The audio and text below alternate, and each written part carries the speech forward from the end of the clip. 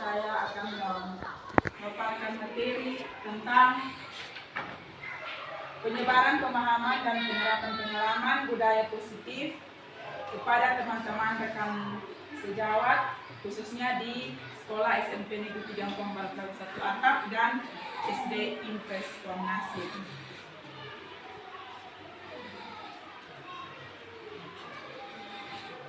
Ya. Pada modul 1.4 yang telah saya pelajari di program guru penggerak itu tentang budaya positif. Di sini dari budaya positif itu ada konsep intinya yang kita pelajari pada saat ini, yaitu yang pertama tentang yang akan kita pelajari itu tentang perubahan paradigma belajar. Yang kedua itu tentang disiplin positif. Yang ketiga tentang nilai-nilai kebajikan. Yang keempat, kebutuhan dasar manusia. Yang kelima, motivasi perilaku manusia. Dan yang keenam, posisi kontrol guru. Yang ketujuh, keyakinan kelas. Dan yang terakhir atau yang kedelapan itu tentang segitiga restitusi. Pertama itu tentang pembelajaran dengan paradigma baru, atau yang tadi kita sudah lihat di konsep intinya itu tentang perubahan paradigma baru. Di sini pembelajaran dengan paradigma baru merupakan pembelajaran yang dirancang berdasarkan prinsip pembelajaran berdiferensiasi, sehingga peserta didik belajar sesuai kebutuhannya berdasarkan tahap perkembangan sesuai teori psikologi modern untuk mewujudkan profil pelajar Pancasila. Tentang perubahan paradigma.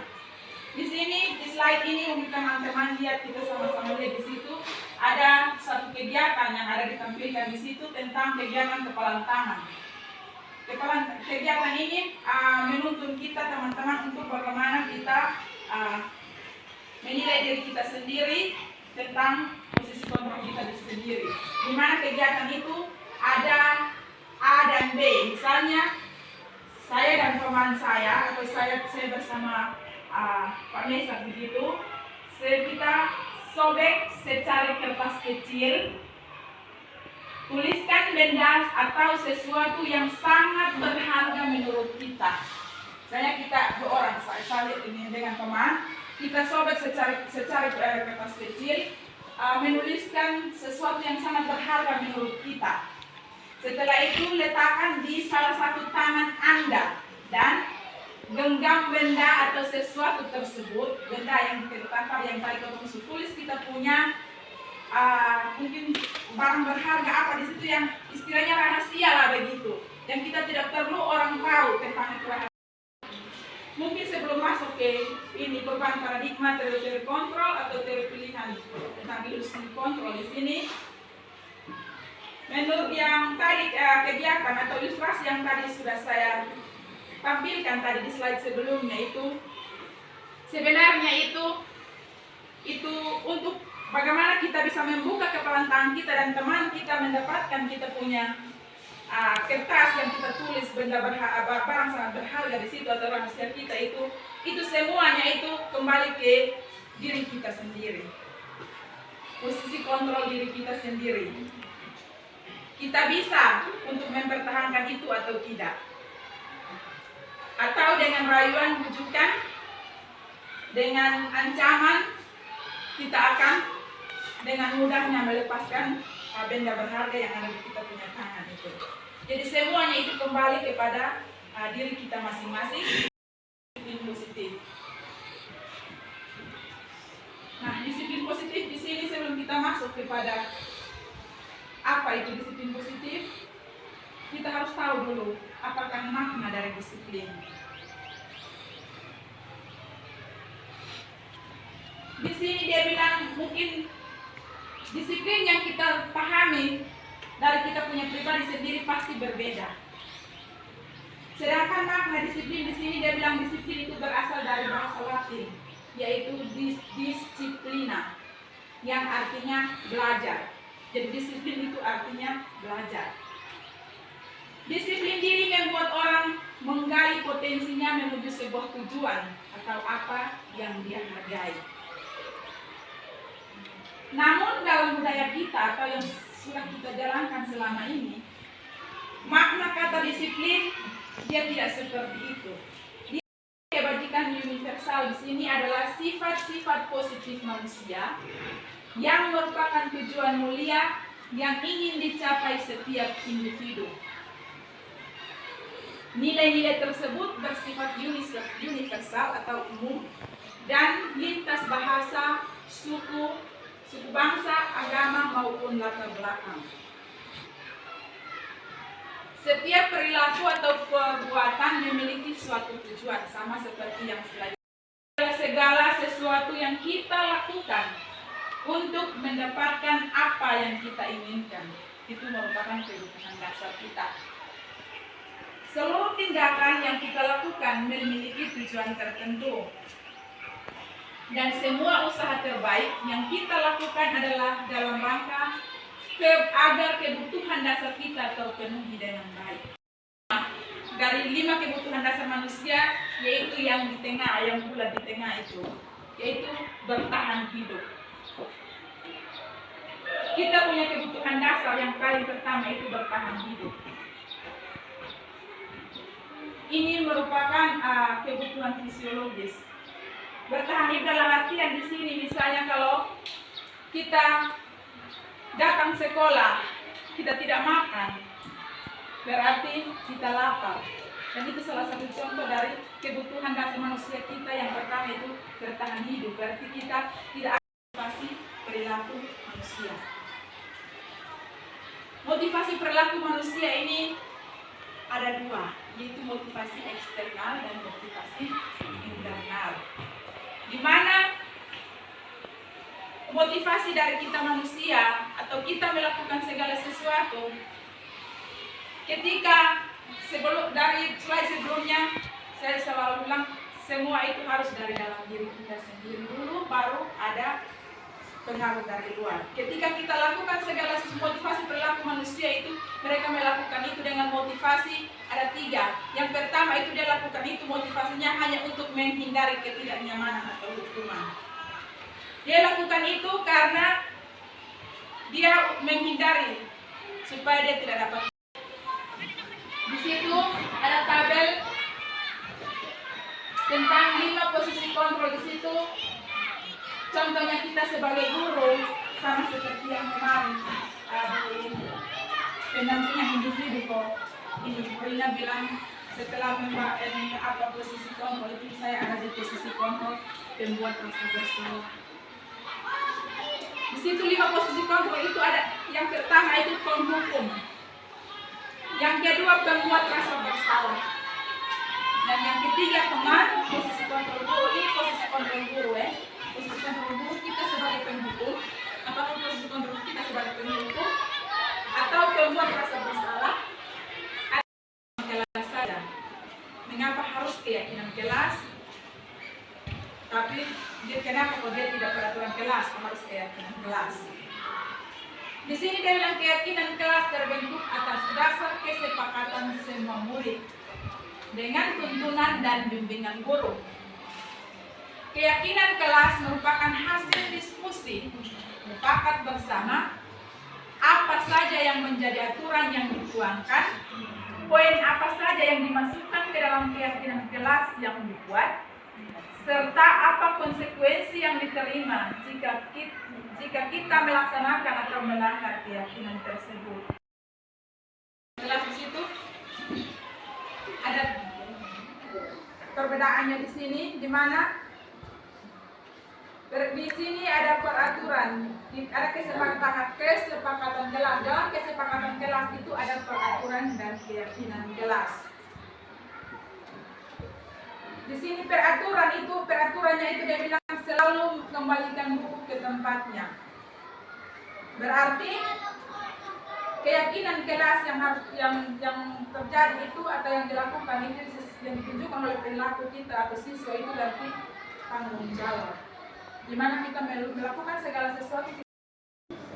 Restitusi berarti saya juga ketika mempelajari modul ini baru tahu apa itu restitusi.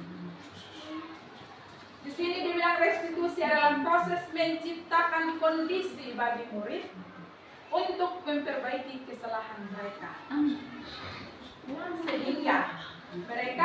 kembali pada kelompok mereka, atau sehingga bilang dia di jalan salah jadi kembali di jalan yang benar.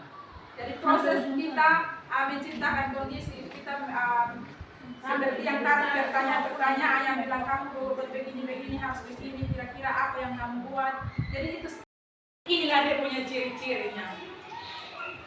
Restitusi di sini ada 9 ciri. Yang pertama di sini bukan untuk menebus kesalahan, namun untuk belajar dari kesalahan. Jadi dia memperbaiki kesalahan. Jadi dia lakukan itu, dia berusaha untuk memperbaiki itu karena bukan untuk tebus salah, tapi untuk perbaiki, untuk belajar. Oh, beta harus beta buat begini biar ini salah, jadi harus belajar supaya buat lagi. Yang berikut adalah memperbaiki hubungan. Memperbaiki hubungan itu seperti yang tadi posisi kontrol tadi itu. Nanti kalau penghukum apa yang harus sebagai seorang manajer, berarti ketika kita menuntun anak untuk memperbaiki, untuk melakukan restitusi, berarti harus ada tahapan-tahapan di situ. Ada 3 tahapan, yaitu yang pertama itu menstabilkan identitas. Kita menstabilkan identitas di sini dalam artian kita panggil anak dan langsung harus tanya dia, omong baik-baik dengan dia supaya dia merasa supaya dia merasa nyaman. Itu merupakan ada beberapa pertanyaan di situ yang perlu kita contoh. Ini merupakan contoh pertanyaan yang perlu kita. Langkah yang pertama yaitu menstabilkan identitas. Menstabilkan identitas di sini artinya untuk membuat anak yang merasa gagal karena berbuat salah menjadi positif terhadap dirinya dengan kata-kata yang ini. Contoh kata-kata yang ini. Guru berkata, berbuat salah itu hal yang manusiawi, atau tidak ada manusia yang sempurna. Dengan sendiri membuat menstabilkan kembali anak punya identitas sehingga dia tidak merasa bersalah lagi. Atau bapak atau ibu juga pernah buat salah. Bukan hanya kamu saja, tapi bapak atau ibu juga pernah buat salah. Atau kita pasti bisa menyelesaikan permasalahan ini. Jangan takut, ini masalah pasti akan diselesaikan. Atau bapak ibu tidak tertarik untuk mencari tahu siapa yang benar, atau di sini ibu tidak mau tahu siapa yang benar, siapa yang salah. Tetapi mari kita membuat bagaimana caranya sehingga kita bisa menyelesaikan masalah ini. Di sini kita tidak cari siapa yang benar, siapa yang salah. Bukan kesalahan itu. Pada dasarnya setiap tindakan manusia tujuannya adalah memenuhi kebutuhan dasar. Jadi semua yang kita lakukan, apapun itu pasti untuk memenuhi kita punya kebutuhan dasar yang 5 tadi. Apakah itu penguasaan, kebebasan, kasih sayang dan rasa diterima, kesenangan atau bertahan hidup. Itu merupakan 5 kebutuhan dasar yang harus kita penuhi dalam kita punya kehidupan. Di sini dia validasi kebutuhan, validasi tindakan. Sini dia bilang, guru berkata, kamu bisa saja akan melakukan hal yang lebih buruk, tapi kamu tidak melakukannya, kan? Itu potong tanya dia untuk validasi tindakan.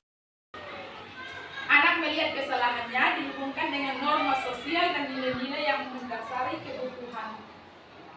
Yang mendasari manusia berinteraksi dengan orang lain. Di situ seperti pertanyaan-pertanyaan sebelumnya yang sudah ini, bahwa kira-kira apa nilai yang kita percaya di kelas atau sekolah kita. Keyakinan kelas apa yang sudah kita yakini di kita punya kelas. Oh, ini disiplin itu. Oke, kalau begitu berarti harus untuk boleh menuangkan perasaan atau apapun yang ada dalam pikiran Bapak Ibu untuk menjawab merefleksi diri. Di sini ada kertas pena yang ada di depan. Nanti karena ada 3 pertanyaan, berarti saya akan bagikan ini 3 warna, 1 orang 3 warna. Berarti yang untuk perasaan, untuk ini hal baru itu berarti nanti kita kerja di yang stick note berwarna kuning. Kalau untuk perasaan berarti di stick note berwarna merah muda. Dan peran berarti di stick note berwarna orange. Setelah itu Bapak Ibu silahkan tempelkan. Bapak Ibu punya refleksi diri di sini. Dan refleksi ini tidak perlu panjang lebar, satu dua kata pun itu menjadi refleksi diri kita. Ya. Ingat yang keras.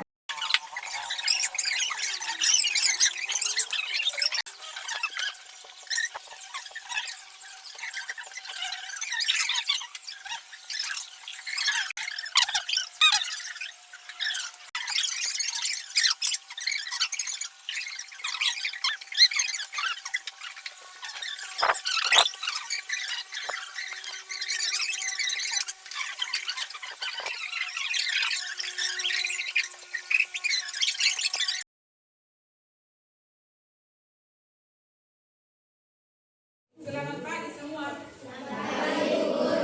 Oke. Hari ini kita sama-sama membuat kesempatan kelas dulu ya. Sebelum kita melanjutkan kita punya pelajaran hari ini. Ya, jadi hari ini kita membuat kesempatan kelas di kelas 7A dan kelas 7B. Singkatnya itu kelas 7. Jadi nanti ini ada kertas di sini. Baik, kasih kalian kertas. Nanti satu orang dapat satu. Iya, memang satu orang dapat satu.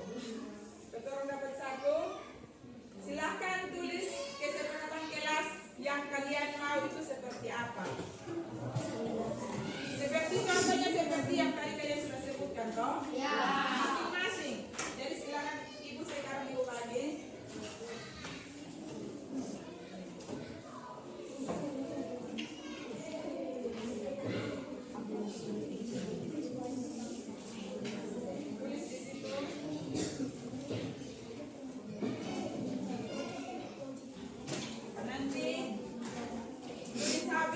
Setelah tulis habis datang dan tempelkan. Itu pada bagi berdua itu. Dan jadi tulisnya cukup jadi bagian atas, ketika ditempelkan tempelkan satu saja. Bisa atau tidak? Ya, masing-masing tulis kesepakatan kelas yang kalian mau itu seperti apa. Di situ datang dan tempelkan di kertas pleno yang di depan.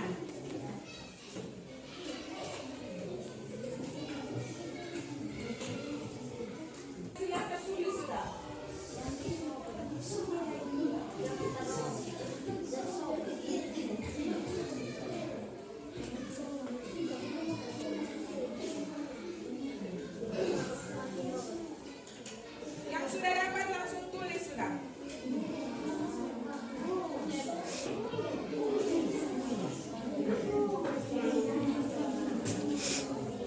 Kesepakatan kelas seperti yang tadi.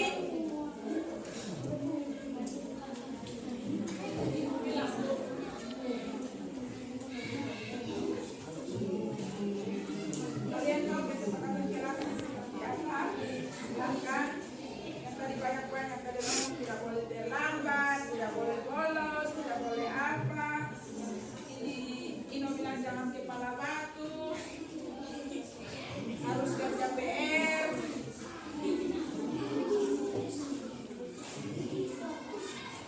Tulis di bagian atas, setelah tulis nanti baru kalian tempelkan di depan.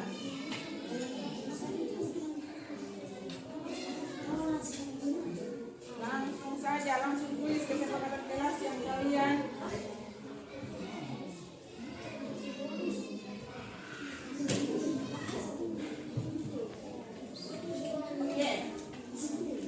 semua sudah dapat?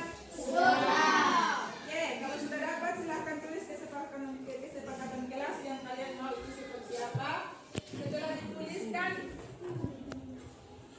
datang tempelkan di kertas pleno yang ada di depan. Di sini ada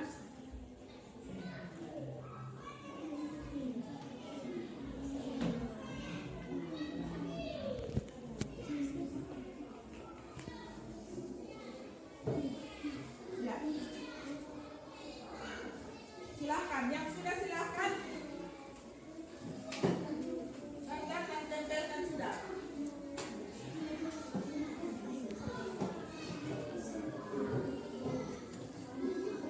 Sudah?